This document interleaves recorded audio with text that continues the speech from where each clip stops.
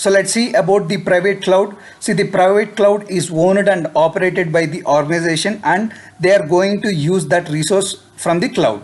So they create a cloud environment in their own data centers and provide self-service access to compute resource to users within their organization.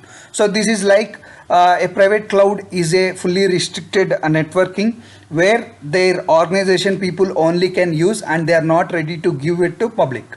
The organization remains the owner, and they are responsible for the ownership, and they entire responsible for the operation, maintenance and purchasing of the any resource that required of the service they provide. Like if you see any private organization, or if you are working in an IT company, there are certain applications where they don't give access to public, and you can't access those applications in a public internet or anywhere. So such type of applications are for private cloud. So these are like they need high security, and no other want to take the data or use their data. So that type of cloud model is a private cloud. Let's see the characteristics of the private cloud. The ownership here, the owner and the user of the cloud services are the same, because your organization is going to maintain this private cloud. And when it comes to the connectivity, you can connect to private cloud typically over a private network which is highly secured, and this cannot be accessed by the public. And when it comes to the cost and efficiency, the cost of maintaining private clouds is very high, like because the cost, you are going to buy a physical infrastructure and you are going to maintain your data center, everything that you are going to do. That's why the cost of this private cloud is always high. And when it comes to the skills, and you need a technical knowledge how to set up the things and how to manage the things and how to maintain the private cloud and how to deploy the applications, or how you are going to network your private cloud. So that and all is a technical knowledge. That type of skills are required for the private cloud. And you can see in private cloud, organization owner is responsible for maintaining that hardware, and he need to make sure that it is up to date.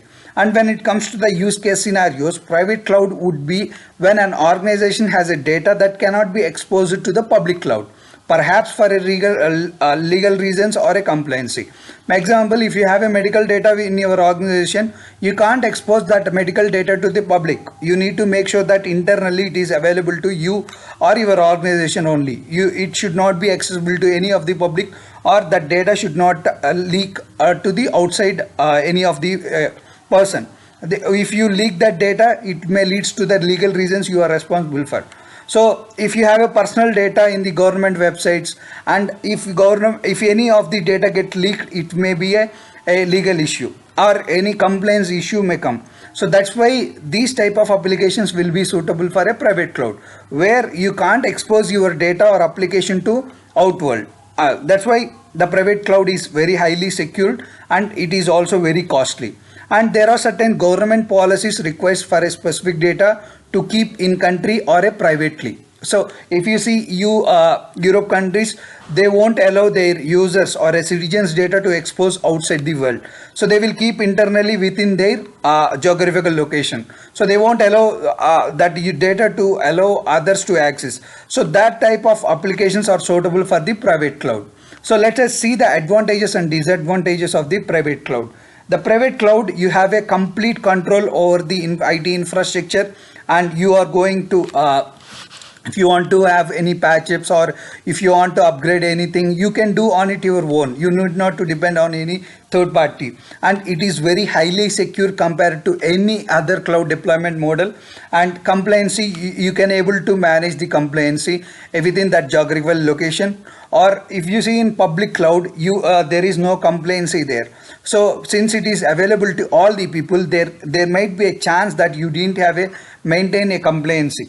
And if you have any specific scenarios, like you want a certain legacy application to be in private cloud, you can maintain such type of applications in a private cloud, because those are legacy system and you can't change them for various reasons. And when it comes to the disadvantages, the upfront cost, like the capital expenditure will be always high, and agility. So because it's a private cloud. You may not deploy whatever resource you want immediately. It will take certain time, and the maintenance cost is too high because you are going to maintain your own data center. That's why. And the skills required for private cloud is too high, because that guy or an organization should have a technical persons where they can handle and able to maintain the private cloud. So I hope it helps you. Thank you.